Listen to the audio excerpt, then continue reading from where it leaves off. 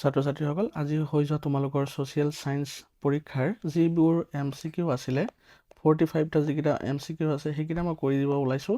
যিহেতু প্ৰশ্ন মই চাইছোঁ তোমালোকৰ অলপ হাৰ্ডৰ নিচিনা হৈছে, কাৰণ এইটো টাইম কনজিউমিং হয় যিবিলাক MCQ আহিছে। গতিকে তোমালোকৰ শুদ্ধ যিবিলাক প্ৰশ্ন আছে সেইবিলাক মই কৰি দিবলৈ চেষ্টা কৰিছোঁ, যাতে তোমালোকে মিলাই পেলাই চাব পাৰা কিমান পায়। আৰু মোৰ এই কুৱেশ্যনটোৰ ছেট হ'ল B। তোমালোকে সেইমতে তোমালোকে চাই ল'বা। চবৰে বেলেগ বেলেগ মানে অৰ্ডাৰত থাকিব পাৰে কুৱেশ্যনবিলাক, কিন্তু তোমালোকে সেইবোৰ মিলাই চাই ল'বা, ঠিক আছে। প্ৰথমত আৰম্ভ কৰিছোঁ 1 নম্বৰৰ পৰা। তলত দিয়াবোৰ মিলোৱা আৰু শুদ্ধটো বাছি ওলোৱা। এতিয়া চোৱা, আৰামলাই ক'ত আছে? আৰামলাই আছে তামিলনাডু। এইটো লিখিব পাৰা তোমালোকে। আৰামলাই ক'ত আছে? তামিলনাডু দুটা আছে, যিকোনো এটা লিখি ৰাখা বাছ। তোমালোকে তামিলনাডু প্ৰথমত দি থোৱা এইটো। তাৰপিছত চিত্ৰানাৱাচাল, এইটো তামিলনাডুই হয়। বাঘ যিটো আছে, বাঘ মধ্যপ্ৰদেশ। তাৰপিছত অজন্তা মহাৰাষ্ট্ৰ। এইটো যদি হিচাপত মিলোৱা তেতিয়াহ'লে তোমাৰ কি 1 নম্বৰটো C বা D। 1 নম্বৰ C আৰু D ক'ত আছে? এইটোত আছে, Bত আছে আৰু Dত আছে। 2 নম্বৰটো কি আছে? সেইটো তামিলনাডুই হয়। 2টো তামিলনাডু D হ'ব। এইটো D আৰু এইটো নহ'ব, Dটো নহ'ব। তেতিয়াহ'লে এইটোৰ শুদ্ধ উত্তৰটো ওলাব হ'লে 3 নম্বৰটো চাব লাগিব। B, 3ৰ B, 3B আছে হ'ল B নম্বৰ। তেতিয়াহ'লে এইটো শুদ্ধ হ'ব Bটো। তাৰপিছত 2 নম্বৰ, তোমাৰ মতে তলৰ কোনটো বিকল্প সম্পদৰ সন্ধানৰ এটা জনপ্ৰিয় আৰু শেহতীয়া উদাহৰণ? শেহতীয়া আৰু জনপ্ৰিয়, যিটো আমি প্ৰায়ে শুনা পাইছোঁ, তোমাৰ ধৰা এডভাৰটাইজৰ মাধ্যমেৰে হওক বা এনেও তোমালোকে কিছু এডভাৰটাইজত পাইছা। এইটো তোমালোকৰ হ'ব প্ৰধানমন্ত্ৰী সূৰ্য ঘৰ আঁচনি। 3 নম্বৰ, টাইৱান আৰু দক্ষিণ কোৰিয়াৰ বিষয়ে তলৰ কোনটো উক্তি শুদ্ধ? এইটো হ'ব তোমালোকৰ চাবা, মানৱ সম্পদৰ দ্ৰুত বিকাশ হয়, সিহঁতৰ হৈ আছে। তাৰপিছত বহু প্ৰাকৃতিক সম্পদৰ অভাৱ, এইটো বাৰু তেওঁলোকৰ হয়। তাৰপিছত 3 নম্বৰটো চোৱা কি আছে? উদ্যোগৰ বাবে কেঁচা সামগ্ৰীৰ অভাৱ চলি আছে সিহঁতৰ। তাৰপিছত পৃথিৱীৰ অগ্ৰণী আৰু সমৃদ্ধিশালী দেশ হিচাপে পৰিগণিত হ'বলৈ সক্ষম হ'ব পৰা নাই, ঠিক আছে। এইখিনি তোমালোকৰ দি দিছে। ইয়াৰ ভিতৰত তোমালোকৰ কোনটো উক্তি শুদ্ধ হ'ব? এই Cটো শুদ্ধ হ'ব, কাৰণ 4 নম্বৰটো সক্ষম হ'ব পৰা নাই নহয়, হৈছে। তাৰপিছত 4 নম্বৰটো, তলত দিয়া উক্তি 1, 2, 3 বিচাৰ কৰাৰ শুদ্ধ উত্তৰটো বাছি ওলোৱা। 3টা উক্তি দি দিছে, এইকেইটা বিচাৰ কৰিব লাগে, তাৰপিছত শুদ্ধটো বাছি উলিয়াব লাগে। এতিয়া চোৱা, প্ৰকৃতিত থকা সামগ্ৰীবোৰ কাৰ্যকাৰিতা আৰু উপকাৰিতা সম্পৰ্কীয় গুণবোৰ মানৱ সম্পদৰ সৃষ্টি কৰে, এইটো নহয়। তাৰপিছত প্ৰকৃতিত থকা সামগ্ৰীবোৰৰ কাৰ্যকাৰিতা আৰু উপকাৰিতা সম্পৰ্কীয় গুণবোৰ মানুহৰ জ্ঞানৰ জৰিয়তে উৎঘাটন কৰা হয়, এইটো শুদ্ধ। মানুহৰ জ্ঞানৰ পৰিসৰ বৃদ্ধিৰ লগে লগে নতুন নতুন সম্পদৰো সৃষ্টি হৈছে আৰু ব্যৱহাৰো হৈছে, হয়, শুদ্ধ। এতিয়া 2 আৰু 3 য'ত আছে সেইটো তোমালোকৰ শুদ্ধ হ'ব, এইটো B, এইটো শুদ্ধ তোমালোকৰ। তাৰপিছত আহি গ'লো 5 নম্বৰলৈ। এনেকুৱা ধৰণৰ উক্তি বেছি দিয়াৰ কাৰণে তোমালোকৰ টাইমটো বেছি গৈছে। তলৰ কোনটো উক্তি শুদ্ধ হ'ব? 5 নম্বৰ, গদাধৰ সিংহৰ দিনত অসমলৈ আজান পীৰ আহিছিলে, এইটো অশুদ্ধ, এইটো নহয়। তাৰপিছত মানৰ আক্ৰমণৰ সময়ত ৰজা চন্দ্ৰকান্ত সিংহক সহায় কৰিবলৈ পাঞ্জাৱৰ ৰঞ্জিত সিংহই অসমলৈ এটি শিখ সৈন্যদল পঠিয়াইছিল, শুদ্ধ। মাধৱ কন্দলীক বৰাশী ৰজা মহামাণিক্য পৃষ্ঠপোষকতা কৰিছিলে, হয়, এইটো শুদ্ধ। গোবিন্দ মিশ্ৰৰ পদ্য গীতাখন আজিও জনপ্ৰিয়, এইটো নহয়। তেতিয়াহ'লে এইটো দুটা অপশ্যন ক'ত আছে? 2 আৰু 3। 2 আৰু 3 তোমালোকৰ B অপশ্যনটোত আছে, Bটো শুদ্ধ উত্তৰ। 6 নম্বৰটোলৈ যাওঁ। 6 নম্বৰ কি কৈছে? কোনটো যোৰা শুদ্ধভাৱে মিলি আছে? এতিয়া কোনটো যোৰা শুদ্ধভাৱে মিলি আছে এইটো চাই লওঁ। অজীৱীয় সম্পদ, গছ গছনি নহয়, অকল গছ গছনিয়ে নহয়। ব্যক্তিগত সম্পদ ভাল চৰিত্ৰ গঠন কৰে, হয়। ক্ষয়শীল সম্পদ প্ৰাকৃতিক গেছ হয়, ঠিক আছে। তাৰপিছত চিৰ বিৰাজমান সম্পদ কয়লা, এইটো নহয়। 2 আৰু 3 ক'ত আছে? Cত আছে, তেতিয়া Cটো শুদ্ধ উত্তৰ। 7 নম্বৰটো চোৱা, আকৌ তোমালোকে এনেকুৱা ধৰণৰ দিছে, 2টা উক্তি দিয়া হৈছে, কোনটো শুদ্ধ হিচাপে তুমি বাছি ওলাব লাগে। এতিয়া চোৱা, এইটো দিছে কি?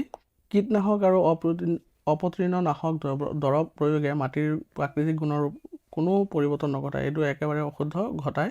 এইবোৰৰ প্ৰয়োগে কেৱল অনিষ্টকাৰী পোক পতংগ আৰু অপতৃণহে নষ্ট কৰে, নহয় মাটিৰ উৰ্বৰতাও নষ্ট কৰে। তেতিয়াহ'লে 2টাই অশুদ্ধ, সেইকাৰণে Dটো শুদ্ধ হ'ব। 8 নম্বৰটো, সমাজ বিজ্ঞান শিক্ষক এজনে ছাত্ৰ ছাত্ৰীক পানী প্ৰদূষণৰ ওপৰত এটি প্ৰকল্প তৈয়াৰ কৰিবলৈ ক'লে। ছাত্ৰ ছাত্ৰীসকলে এটা দলে গাঁৱৰ এটা প্ৰদূষিত ৰাজহুৱা পুখুৰী দেখিলে।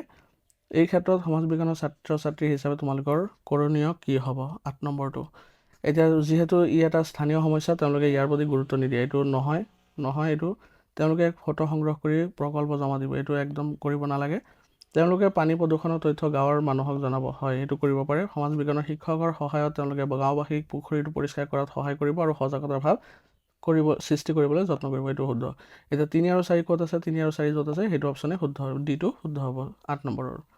এতিয়া 9 নম্বৰ কি কৈছে? তলত দিয়া গেছযোৰাৰ কোনটোৱে ভূপৃষ্ঠৰ প্ৰতিফলিত সৌৰশক্তি শোষণ কৰি ৰাখে? এইটো কাৰ্বন ডাই অক্সাইড নাইট্ৰজেন, কাৰ্বন ডাই অক্সাইড অক্সিজেন, কাৰ্বন ডাই অক্সাইড মিথেন আৰু নাইট্ৰজেন আৰু মিথেন। এইটো হ'ব কাৰ্বন ডাই অক্সাইড আৰু মিথেন গেছ। তলৰ প্ৰশ্নটোত এ আৰু কাৰণ আৰ হিচাপে দুটা উক্তি দিয়া হৈছে। উক্তিটো পঢ়া আৰু শুদ্ধ বিকল্পটো বাছি ওলাব দিছে। এতিয়া চোৱা, এই উক্তিটো কি আছে? অৰ্থনৈতিক ভূগোলত সম্পদৰ উৎপাদন, বিতৰণ, উপভোগ আৰু বিনিময়ৰ দৰে মানুহৰ কাৰ্যকলাপসমূহ অধ্যয়ন কৰা হয়। তাৰপিছত কাৰণটো হ'ল অৰ্থনৈতিক ভূগোল এইবোৰ মানৱ কাৰ্যকলাপৰ স্থান আৰু কাল সাপেক্ষে পৰিসৰৰ সৈতে জড়িত। দুইটাই শুদ্ধ হয় আৰু দুইটাই শুদ্ধ ব্যাখ্যা, এইকাৰণে এইটো শুদ্ধ হ'ব। তাৰপিছত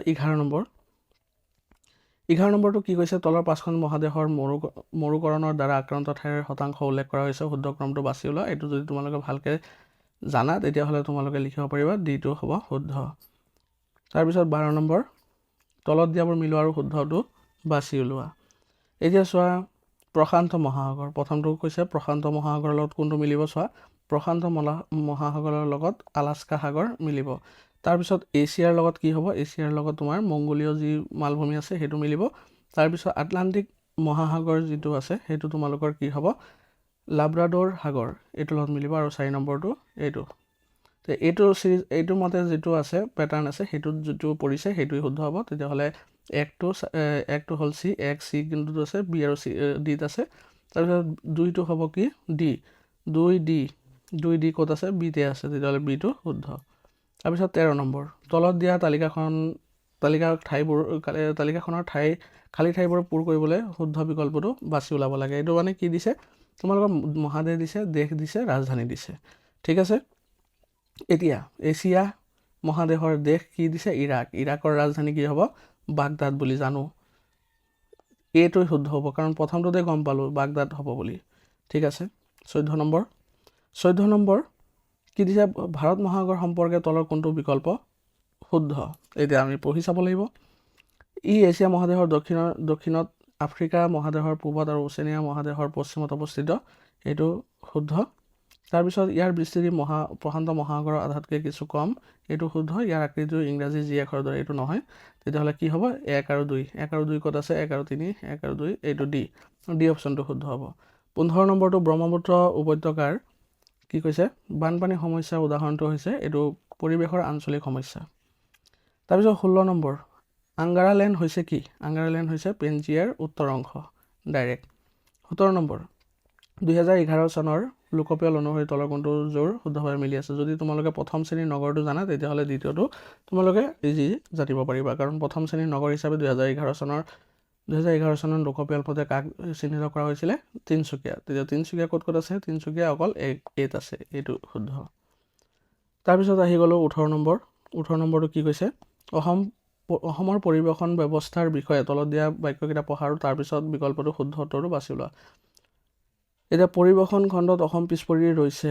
হয়, অসমৰ পৰিবহণ ব্যৱস্থা প্ৰসাৰ সংখ্যাগতভাৱে হৈছে, ঠিকেই। বাট পথৰ নিৰ্মাণ আৰু মেৰামতিৰ বাবে অসমৰ মাটিৰ গুণাগুণ অতি উপযুক্ত, এইটো নহয়। অসমৰ ভিন্ন ভূ-প্ৰকৃতিয়ে ইয়াৰ যাতায়াত ব্যৱস্থা সম্পাদন কৰাৰ ক্ষেত্ৰত বাধাৰ সৃষ্টি কৰিছে। হয়, তেতিয়াহ'লে এইটো ক'ত আছে? এইটো চি নম্বৰত আছে, তেতিয়াহ'লে 18 চিটো শুদ্ধ। ভাৰতবৰ্ষ কিয় এখন সমাজবাদী ৰাষ্ট্ৰ? এইটো কিয় হ'ব? সমাজবাদী ৰাষ্ট্ৰ কিয় হ'ব? এইটো হ'ব, পঢ়ি চাব লাগিব। এইটো কি আছে? তোমাৰ উৎপাদনৰ আহিলাসমূহৰ জাতীয়কৰণ হ'ব। হয়, জাতীয় আয়ৰ সমবিতকৰণৰ ব্যৱস্থাৰে সমাজবাদ প্ৰতিষ্ঠা হ'ব। ঠিকেই। তাৰপিছত দেশৰ অৰ্থনীতি জনসাধাৰণে নিজে নিৰ্ধাৰণ কৰিব পাৰিব। হয়, দেশৰ অৰ্থনীতি কেৱল পুঁজিপতিসকলে নিৰ্ধাৰণ কৰিব, এইটো নহয়। 1, 2, 3 ক'ত আছে? চিত আছে, চিটো শুদ্ধ। তাৰপিছত 20 নম্বৰ, দক্ষিণ আমেৰিকাৰ মহাদেশৰ ক্ষেত্ৰত তলত দিয়া কোনটো নদীসমূহৰ গোট শুদ্ধ? অৰিনিকো, পাৰানা আৰু পাৰাগুৱে, এইটো শুদ্ধ হ'ব, কাৰণ বাকীকেইটা অশুদ্ধ। ৰাষ্ট্ৰসংঘৰ সম্পৰ্কে তলত কোনটো শুদ্ধ হ'ব? এইটো বিচাৰিছে। সকলো সদস্য ৰাষ্ট্ৰৰ সমান সাৰ্বভৌম নীতিৰ ভিত্তিত ৰাষ্ট্ৰসংঘ প্ৰতিষ্ঠা হয়। হয়, ঠিকেই হ'ব। ৰাষ্ট্ৰসংঘত ৰাষ্ট্ৰসংঘ গঠিত হোৱা সময়ত অৰ্থনৈতিক আৰু সামাজিক পৰিষদৰ সদস্যৰ সংখ্যা আছিল 15 জন। এইটো ভুল।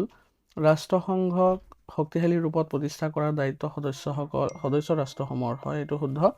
তাৰপিছত সচিবালয় হ'ল ৰাষ্ট্ৰসংঘৰ প্ৰাণকেন্দ্ৰ স্বৰূপ, এইটো শুদ্ধ। তেতিয়াহ'লে 1, 3 আৰু 4 ক'ত আছে? চিত আছে।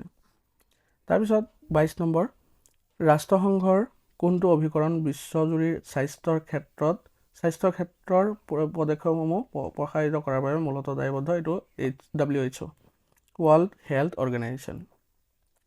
23 নম্বৰলৈ আহোঁ, তলৰ কোনটো জোৰ শুদ্ধভাৱে মিলি আছে? নাটো হ'ল ব্ৰুছেলছ, এছিয়ান ছিংগাপুৰ, চাৰ্ক জাকাৰ্টা আৰু ফিফা ডুবাই। নহয়, সেইটোতো নহয়, বি নহয়, তেতিয়াহ'লে এইটো শুদ্ধ, নাটো ব্ৰুছেলছত আছে। তাৰপিছত 24 নম্বৰটোত আহি গ'লোঁ। 24 নম্বৰত কি কৈছে? ধৰা হওক তুমি বাছেৰে গুৱাহাটীৰ পৰা ডিব্ৰুগড়লৈ গৈ আছা, এখন চেকেৰে তুমি তোমাৰ ভাড়া দিব বিচাৰিছা। বাছখনৰ পৰিচালকজনে চেকখন ল'বলৈ অস্বীকাৰ কৰিছে। তুমি পৰিচালকজনক চেকখন ল'বলৈ কিয় বাধ্য কৰাব নোৱাৰা? এখন চেকক বিহিত মুদ্ৰাৰূপে গণ্য কৰা নহয়, সেয়েহে ইয়াক গ্ৰহণ কৰিবলৈ কোনো লোক আইনগতভাৱে বাধ্য নহয়। এইটোৱেই শুদ্ধ হ'ব। তাৰপিছত 25 নম্বৰত কি আছে? ভাৰতৰ সংবিধানৰ বিষয়ে তলত দিয়া বিকল্পবোৰ শুদ্ধ, মিলটো বাছি ওলোৱা। এতিয়া কেবিনেট মিছন কেতিয়া হৈছিলে? মাৰ্চৰ 1946 চনত হৈছিলে, এইটো 1 নম্বৰত আহিব। তাৰপিছত খচৰা কমিটি কেতিয়া হৈছিলে? 29 আগষ্ট 1947 চনত, এইটো আহিব। তাৰপিছত 3 নম্বৰটো হ'ব কি? ভাৰতবৰ্ষৰ সংবিধান গ্ৰহণ কেতিয়া হৈছিলে? 26 নৱেম্বৰ 1949 চন। তাৰপিছত 4 নম্বৰটো হ'ব বিটো। এইটো চিৰিজ মিলি আছে ক'ত চোৱা? ডিত মিলি আছে। তাৰপিছত 26 নম্বৰ, ভাৰতত কাগজী মুদ্ৰা কোনে ছপা কৰে? এইটো চবেই জানে, ভাৰতীয় ৰিজাৰ্ভ বেংকে। এতিয়া নীতি আয়োগৰ ওপৰত কথা আহিছে। নীতি আয়োগৰ সমিতিখন গাঁথনি বিষয়ে তলত দিয়া খালী ঠাইবোৰ পূৰ কৰিবলৈ শুদ্ধ বিকল্পটো বাছি ওলোৱা। অধ্যক্ষ কোন হয়? প্ৰধানমন্ত্ৰী হয়। তাৰপিছত তোমাৰ পদেন সদস্য কোন থাকে? মুখ্য কাৰ্যবাহী বিষয়া কোন থাকে? এইটো হ'ল তোমাৰ কি? বি নম্বৰটো শুদ্ধ হ'ব, কাৰণ পদেন সদস্য সৰ্বোচ্চ 4জন কেন্দ্ৰীয় মন্ত্ৰী হয়। তাৰপিছত ভাৰতীয় এজন প্ৰশাসনিক বিষয়া থাকে, তেনেকৈ।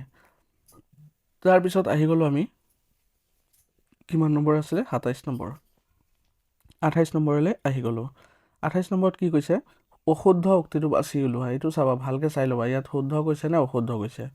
অশুদ্ধ উক্তিটো বাছি ওলাব দিছে। দেশৰ আৰ্থিক ব্যৱস্থাৰ ওপৰত থকা ৰাষ্ট্ৰৰ নিয়ন্ত্ৰণৰ শিথিলকৰণ হ'ল উদাৰীকৰণ। হয়।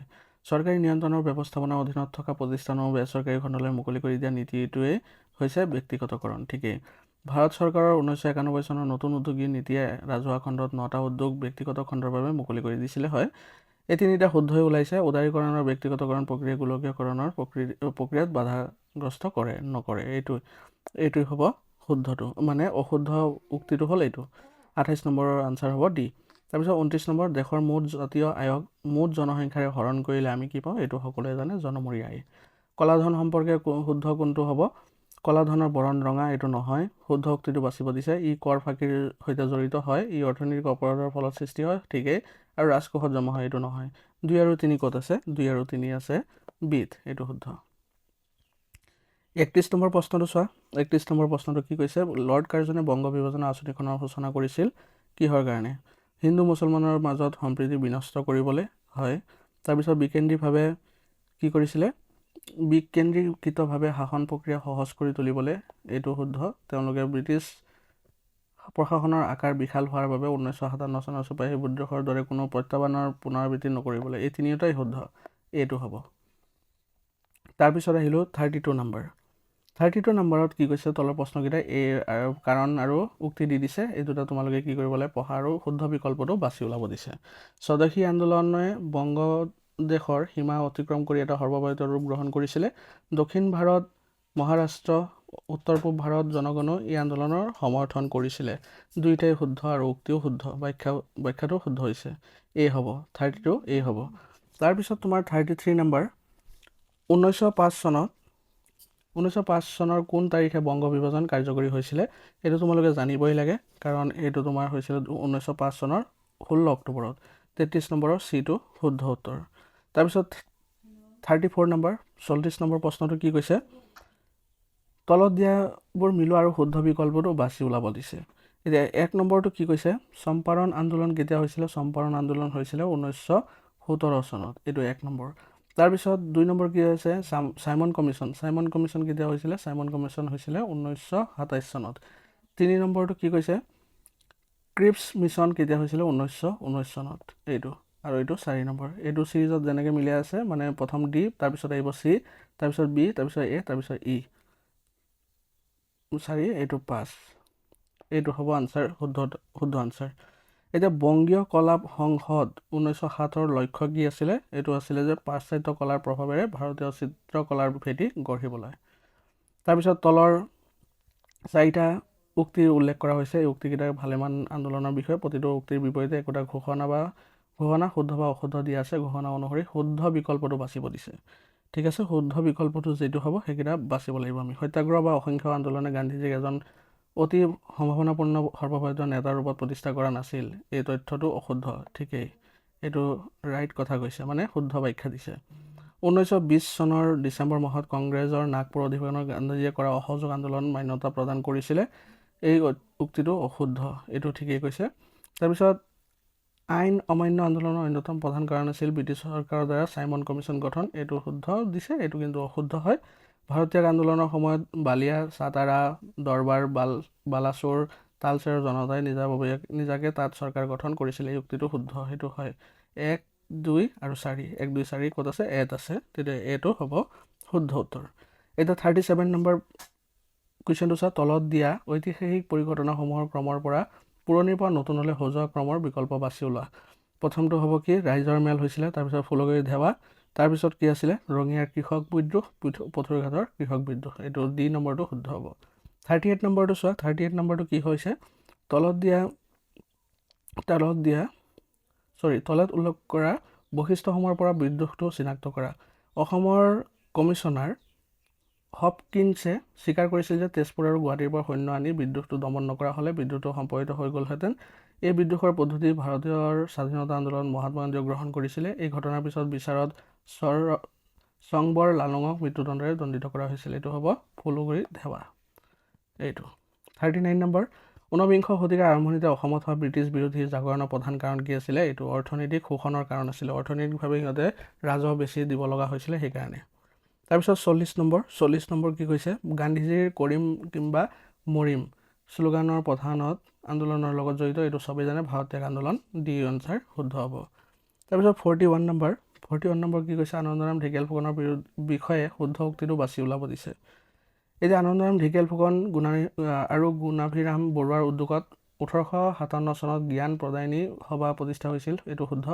অসম বিদ্যালয় কাৰ্যালয়ৰ আদালতত বাংলা ভাষাৰ প্ৰচলন কৰা তেওঁ বিৰোধিতা কৰিছিল এইটো শুদ্ধ তাৰপিছত আনন্দৰাম ঢেকিয়াল ফুকনৰ নেতৃত্বত অসমীয়া লিটাৰেৰী ছ'চাইটি গঠন হৈছিল নাই হোৱা আনন্দৰাম ঢেকিয়াল ফুকনৰ নেতৃত্বত অসম সভা প্ৰতিষ্ঠা হৈছিল নাই হোৱা তেতিয়া এইটো কি হ'ব 1 আৰু 2 ক'ত আছে বিত আছে বি অপশ্যনটো শুদ্ধ হ'ব 42 নম্বৰ কি কৈছে 1921 চনৰ ফেব্ৰুৱাৰী মাহত গুৱাহাটীত প্ৰথম জাতীয় শিক্ষানুষ্ঠানৰ প্ৰতিষ্ঠা হৈছিল অম্বিকাগিৰি ৰায়চৌধুৰীৰ স্মৃতিত বাল গংগাধৰ তিলক স্মৃতিত ৰাজা লালা লাজপত ৰয়ৰ স্মৃতিত আৰু বিপিন চন্দ্ৰ পালৰ স্মৃতিত এইটো হ'ব শুদ্ধ উত্তৰটো হ'ব বি এয়া আহি গ'লো 43 নম্বৰ পেজ 43 নম্বৰ কুৱেশ্যনলৈ তলত দিয়া সামগ্ৰীসমূহৰ কোনবিধ মিজোৰামৰ চেৰাও লোক নৃত্যত ব্যৱহাৰ কৰিছিল এইটো বাঁহ হ'ব তাৰপিছত 44 নম্বৰ অসমীয়া ভাষাৰ আধুনিক ৰূপটো বিকশিত হৈছিল মিলনৰ জৰিয়তে অনুৰোধৰ জৰিয়তে আছাম এছ'চিয়েশ্যনৰ জৰিয়তে যোৰহাট সাৰ্বজনীন সভাৰ জৰিয়তে এইটো হ'ব বি লাষ্ট